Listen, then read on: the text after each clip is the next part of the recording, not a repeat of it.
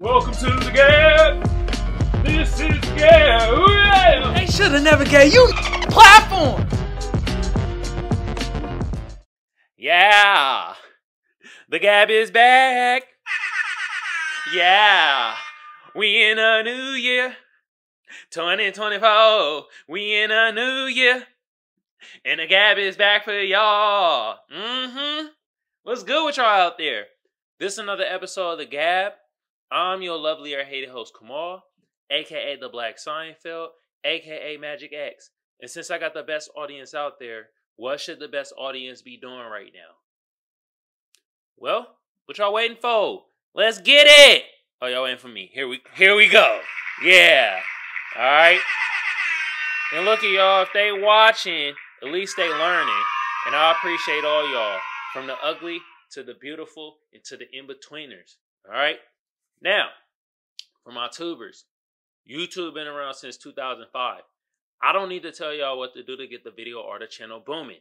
But just like the rest of the tubers say, I'm going to say the same thing. Like a sub a share a comment, comment a like. Y'all know what to do. Some of y'all smart out there, you feel me? Now, for my podders, I'm on Google Podcasts, I'm on Apple Podcasts, I'm on Spotify, and I'm on iHeartRadio.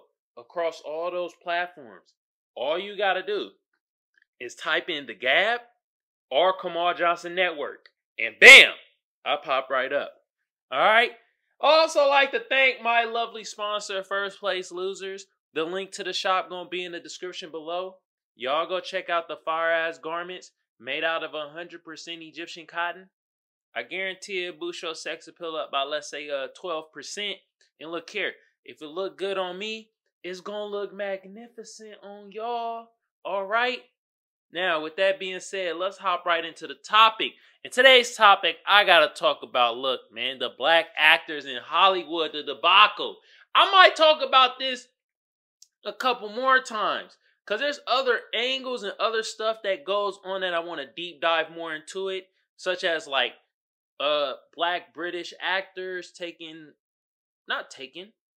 or given black American icon roles.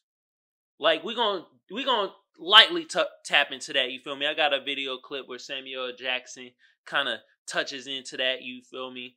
But we also gonna talk about, you know what's going on, you know, Taraji P. Henson, you feel me? Our Black Queen.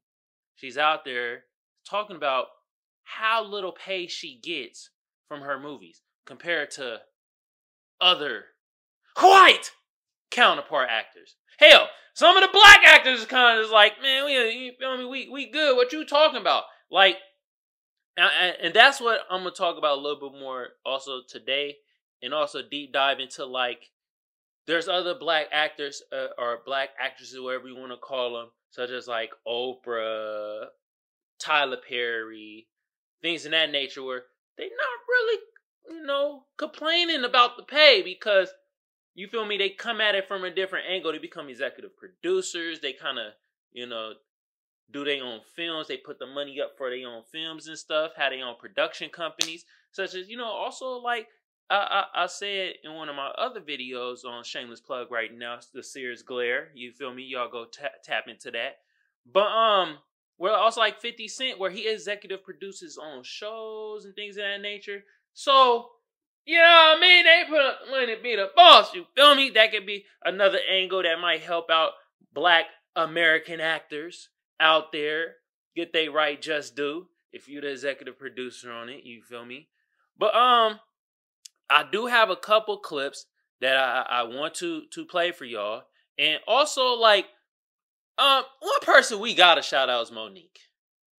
Monique has been stomping for this for years, and it was evident that a lot of black actors and just people all around were just kind of ignoring her or telling her, shut the F up and stop crying, get to work.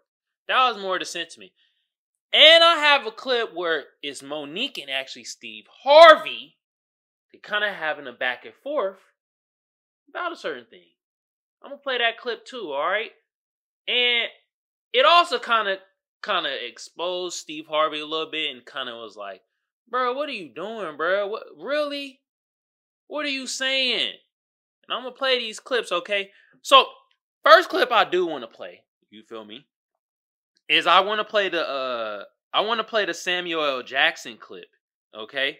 That'll be the first clip that I want to play. All right? Let's find that real quick. You know what I mean? Oh, here it go right here. So, all right. We're going to play from the beginning. All right? Y'all ready? Let's get it. The thing in my mind is, I know the young brother is in the movie, and he's British.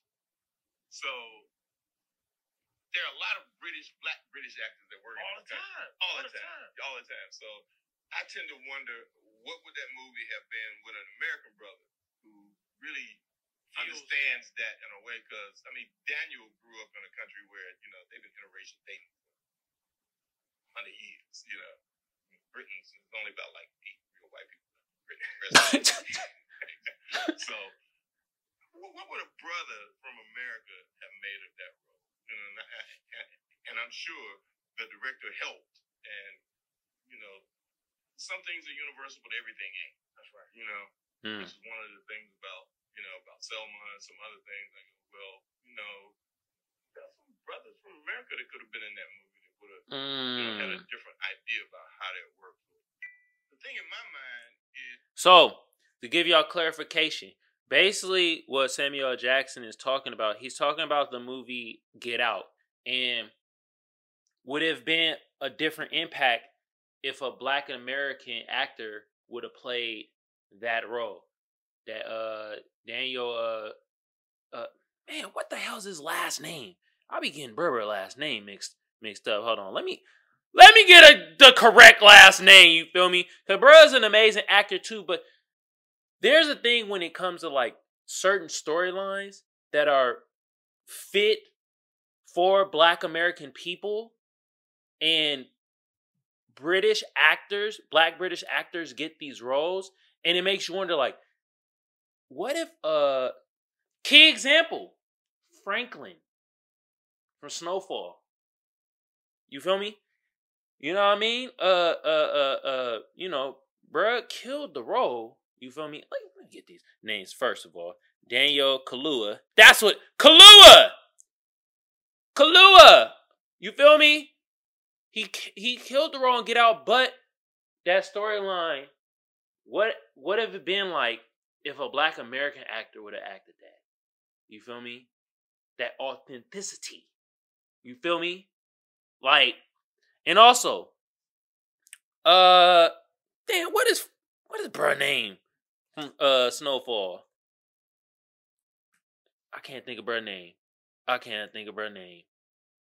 Oh Lord Jesus. Damson Idris, man, killed his role. But what if that was a black American actor?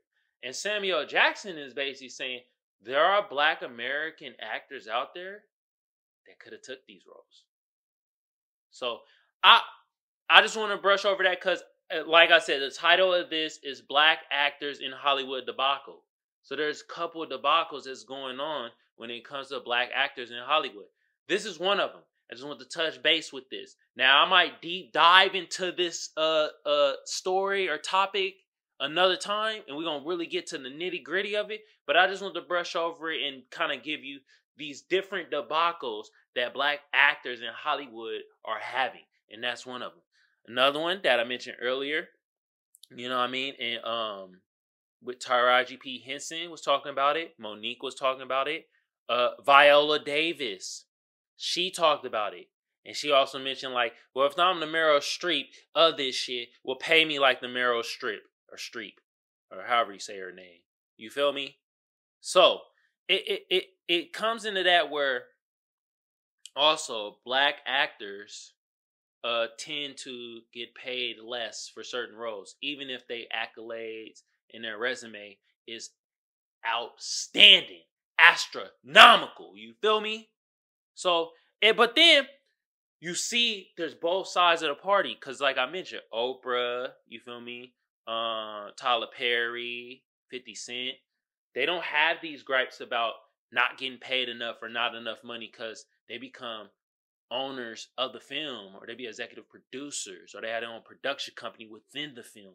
And these the ones that, you know, determine how much you get paid. You feel me? But there's another clip where it shows Monique and Steve Harvey, they have a debate and about the industry. And, you know, Steve Harvey, his take on this one was kind of like, bruh, come on. Y'all ready? All right, let's get to it. Hold on. That's a little low. Okay. Now, y'all ready? But none of y'all. We're going to go back. Here we go. Y'all know I did nothing wrong. Y'all know my husband did nothing wrong. But none of y'all in real time, was strong enough to go publicly and say, we can't throw our sister under the bus. All of y'all said privately, I've done nothing wrong. When you tell the truth, you have to deal with the repercussions of the truth. We black out here. We can't come out here and do it any kind of way we want to. This is the money game. This ain't the black man's game. This ain't the white man's game. This is the money game. But we in the money game. And you cannot sacrifice yourself. The best thing you can do for poor people is not be one of them. You cannot We're in the money game. But let me tell you what the game is before the money game. Before the money game, it's called the integrity game. Yep. And we've lost the integrity worrying about the money. Wait a minute. If I crumble, my children crumble, my grandchildren crumble. I cannot, for the sake of my integrity, stand up here and let everybody that's counting on me crumble so I can make a statement. Y'all know I did nothing wrong. Y'all know my... And see, there it goes. Another debacle between black actors in Hollywood. It's that thing. It's like, do you stay on code with other black actors? You see your black sister Monique getting shitted on, getting done wrong by the Netflix deal, right? And everybody in private is like, Monique, you right. But in public, ain't saying a word. And Steve Harvey thing was like, look, my integrity is with my family. F all that. His thing was more like, he didn't care. You know why? Because my pay is good over here. Maybe you messed up on your business end on that end.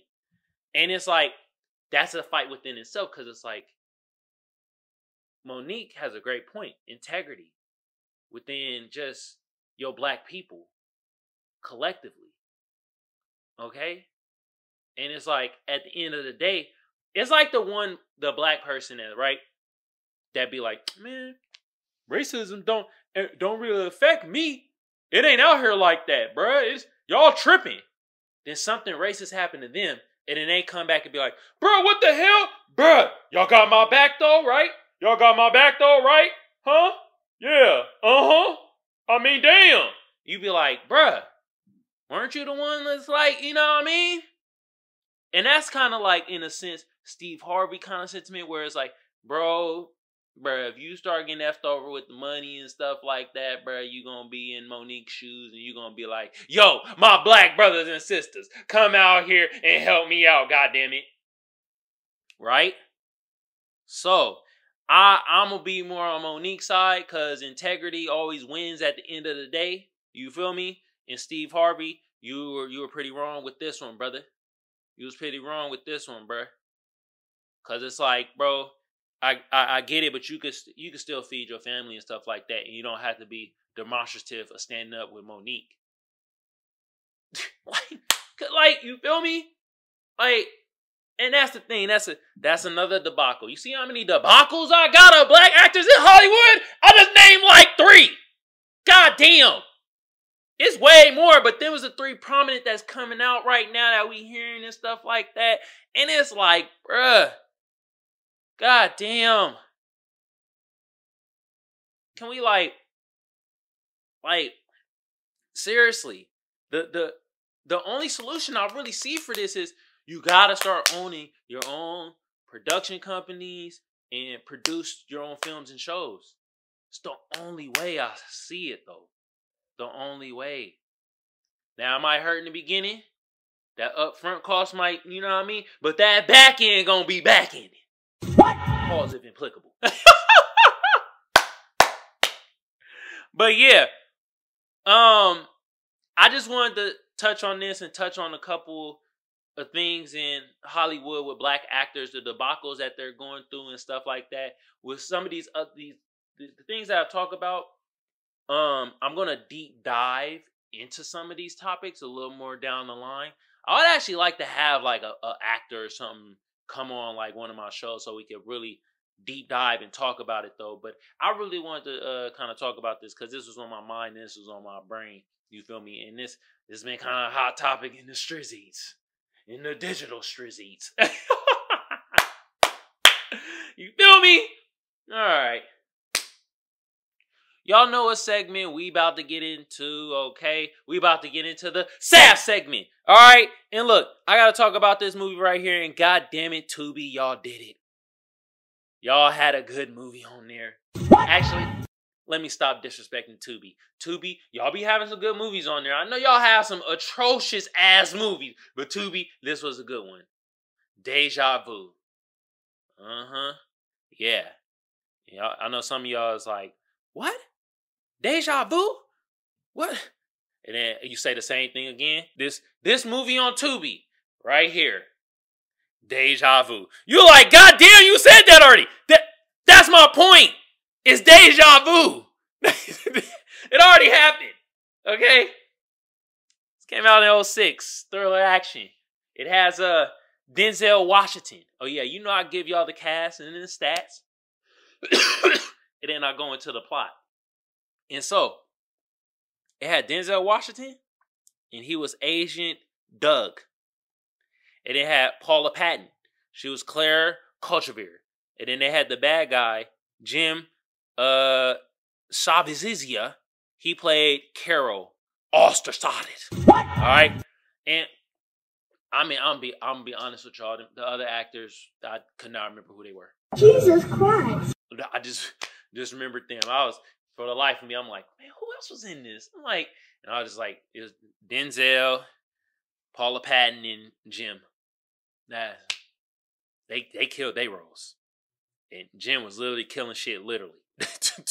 Anyway, now the stats. I'm 50-50 with, okay? Because I could see, like, I thought this was a really good movie. It wasn't outstanding, okay? But it was really good.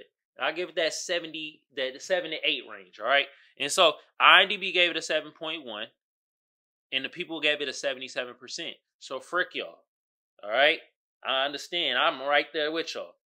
But Rotten Tomatoes, with your rotten ass goddamn score, 56%. I dare you, mother effers. Fuck y'all. All right? Now, what we about to get into? We about to get into the plot. And so, what we about to get into? We about to get into the plot. I know. Yeah, Deja Vu. I'm sorry. Anyway, looky. Let me give y'all the quick plot, then I'm gonna deep dive into, you know, the I guess the longer plot. Whatever. Quick plot is this. Carol, he blows up a bunch of people that's partying. They were in the Navy. They're in the Navy. Bunch of sailors. They coming back home. They family stuff. They turning up. Blah blah blah. He blows their ass up to smithereens. And then Denzel character comes in. Doug. He comes in, right? And bruh basically is like, you know, trying to solve the case. And what happens? Claire, she's washed up on shore. She's halfway burnt. You feel me? And they like, you feel me? And seeing this woman, they're talking to, and basically, she's the key. They find out who murdered her. They find out who blows up the goddamn ship. Because it's all connected. And they find out Jim is the bad guy. They use some machine. Kind of is like a time machine. They try to lie to Denzel at first and be like, nah, this some surveillance stuff, bruh. We just find out stuff from like 4.5 days ago. And goddamn it, I should have known that was BS right there. 4.5 days? If you do the surveillance thing, bruh, you could see it within, it happened that day. You see it, bam, that's what, you can't just gotta wait. You gotta wait 4.5 days to see what happened. Total BS. And oh yeah, they use that machine. They find out that is the Carol dude, and you know, Denzel, Agent Doug, go back in time, save the day, save the woman. The end. Did I tell you he saves the woman? Oh. I guess I'm having some deja vu myself. Alright, y'all. Nah, but for real though, so essentially, yeah, Doug, he saw Claire, saw on that dying thing, you know, when you dead, and he was like, damn, this woman fine as hell. I'm most definitely gonna go back in time and save her ass. I'm like, man, Denzel, I see you, bruh. Doug, my bad. Doug, I see you, bruh.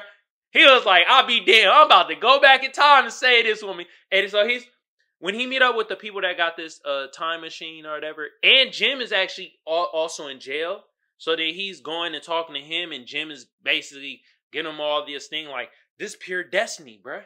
You can't stop this. It's gonna happen no matter what. And the people with the time machine was kind of saying the same thing, like, yeah, you can try to alter it, but you're not gonna change nothing. And at first, then Agent Doug was like, hold on, is this really a time machine?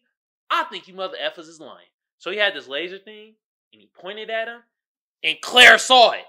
And he was like, hold on! Hold on! Who? This ain't no damn surveillance. What the hell is going on? You know, in this Denzel way. You feel me? You know what I mean? And then they told him the truth. And then they tried to solve this crime using this thing where it could like really, you really going back into time, and it's really there, and you're using this, you know, you feel me? So he did it, and then they sent a letter to back in time, and this was the letter that actually got Doug homie killed, his partner, because he's a detective, and he thought his partner was out of town, and you find out, bruh, his car was there, and it's like, damn, my partner got killed by this damn explosion. But what happened was, the reason why his partner got killed, because they sent this letter back into time, and it's showing this thing where it's like, in this pure destiny, you can't really stop what's gonna happen. And Doug was like, damn all that! This woman too goddamn fine to die just like that. Hell no, I'm going back. And then, like, you know, they said Claire had a boyfriend. That boyfriend was nowhere to be found. And at this point, bro, you can't do anything. Like, Doug went back into time. You feel me? Saved this woman. You feel me? You know what I mean? And I saw it. I saw what you did, Doug. I saw it. You gave a little smooch to her, like, you know what I mean? She was like, oh my God. You came back in time and saved me. Well, she didn't say that, but that was her sentiment. I just looking at her, it ain't good. All right, I got you, baby. And then, like, essentially, he saved her, saved the people on the ship from getting blown up, because how Claire and Jim, Carol, or whatever, the bad guy, how they connect was, he bought this red truck to put the bomb in that he put under the little sea thing with the cars and stuff. That's how they connected. And he took her, kidnapped her, you know what I mean, chopped her fingers, did all types of stuff, and left her up on shore, and then boom. So he Doug went back in time, saved her, saved everybody, ended up did he kill? I think they killed the bad guy. Yep. Murked him, got him out of there. And also, Doug died. Also, the future Doug ended up dying, so the present Doug can get that booty from Claire, so they won't be fighting each other. You know what I mean? You can't be fighting your doppelganger. Even though Claire might like it, you feel me? And it'd be like Claire, like, damn, I got two of y'all. God damn. And then everybody in the audience is like, but where's your boyfriend? Do you have a boyfriend? No? Oh, okay. I get it though. What the boyfriend gonna do? Come back in Claire's life and be like, hey, baby, I'm here. What's up? And Claire gonna be like, you didn't answer your damn phone. This man came from the future to save my ass. I'm through with your ass. But yeah, future Doug died, and present day Doug comes around and comes to Claire and was like, yeah, you all right? You feel me? You all right? And Claire was like, oh my God, the man of my future dreams is here. And Doug was like, do we know each other? And Claire was like, yes, we do. And then they went off their merry way, and that's it. Did I mention that Doug from the present got the booty from Claire? So does that mean future Doug got that booty too? Gosh. Well, let me tell y'all the plot. I did tell y'all the plot already. I guess all through this review is a lot of deja vu. Bars!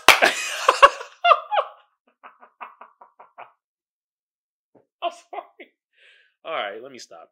I'm having too much fun. All right. Once again, that was the movie Deja Vu. Saw this on Tubi, y'all. I know. I'm just as surprised as y'all. All right. All right, y'all know what time it is, right? It is meme time. And look, y'all, I got some juicy memes for y'all. And first meme I got, it got the Dos Equis dude. Remember they were saying he's the most interesting man on the planet. Why? Why was he? Anyway, it shows him, I mean, and I'm gonna read it just like, bruh. I don't always have dreams. I have deja vu. But when I do, it's like it's happened before.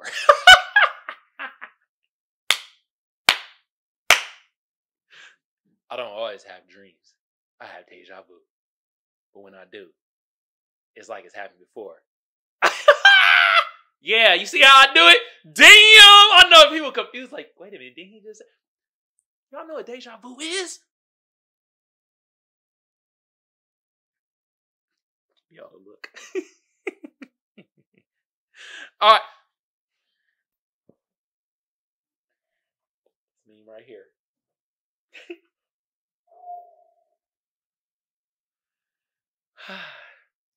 I never thought I would see this. I'm right there with you. And I bet y'all right there with me too. We got a young Morgan Freeman and a young Samuel L. Jackson on the left side. And then we have what we all know as Morgan Freeman and Samuel L. Jackson. I give this though. Samuel L. Jackson, he had some movies back in the day where, he looked a little younger, you feel me? He didn't have all the gray and stuff. Really Pulp Fiction and stuff like that. But Morgan Freeman, I was born in 87. First time I saw Morgan Freeman, I was 3. I swear he ain't changed the age a bit. Bruh's been 60 years old for goddamn 80 years. What?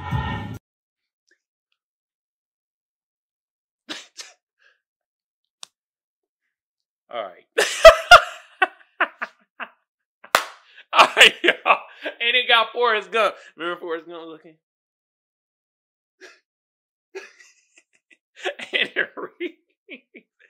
And just like that, deja vu was created. And just like that, deja vu was created. G.A.B. And just like that, deja vu was created. It's the same look over and over again. Hey, I'm sorry to my potters. I'll do y'all no justice. Y'all be like, what the hell is he talking about? Gotta go to the tube to see it. I see why my pod numbers do so well, because this is most definitely a visual ass show. I'm trying to give y'all a visual scene with my mouth. Oh my God. Pause that if applicable. God damn. But you gotta say, hey, and just like that, deja vu was created. G.A.B. And just like that, deja vu was created. Like a life, a box of chocolate. You never know what you're gonna get. And like a box of chocolate, you never know what you're gonna get. I'm sorry. All right, y'all. We coming to the end of the show. You feel me? This is another episode of the G.A.B. You feel me? We coming into another year, 2024. This is the third year of the show. You feel me? And I appreciate all y'all. You feel me? Y'all doing the damn thing. Y'all don't know how much I appreciate y'all. Even from the detractors that be, oh my God, bro. You don't know what you're talking about. How can you be trying to fight white supremacy and be black? You'd be like, huh? I guarantee, I'll talk about black actors. Somebody gonna talk about, well, you know the SAG actors, they had a strike, right? And you'd be like, okay, but what that got to do with what I'm talking about? But I still appreciate y'all, okay? Engagement going up, viewership going up, you know what I mean? All that good jazz is going up. You feel me? Hell yeah. We in year 3, you feel me? I'm in my junior year. You feel me? And like I said, man, this is another episode of the G.A.B. I'm your lovely or hated host, Kamal, a.k.a. the Black Seinfeld, a.k.a. Magic X, all right? And so got the best audience out there. What should y'all be doing? Well, why aren't y'all doing it? Let's get it. All right? And look, if they watching, at least they learning. And like I said, I appreciate all y'all from the ugly to the beautiful and to the in-betweeners. With that being said, the Tube has been around since 2005. I don't need to tell y'all what to do to get the video or the channel booming. But it's always good to remind y'all. Like a sub a share, share a comment a like. Now for my potters, I'm on Google Podcasts, I'm on Apple Podcasts, I'm on Spotify, and I'm on iHeartRadio. Across all those platforms, all you gotta do is type in the G.A.B. or Kamal Johnson Network. And bam, I'll pop right up. Alright?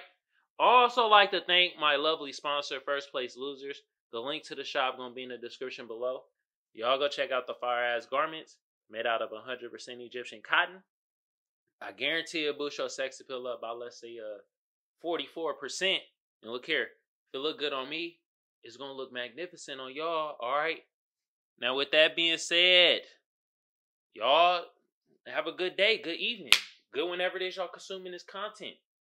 And I'm about to be out, and it's cold as hell in this goddamn room, too. Peace. Man, talk about deja vu. You feel me? Felt like I did this episode already. Or did I? This was G.A.B. This was G.A.B.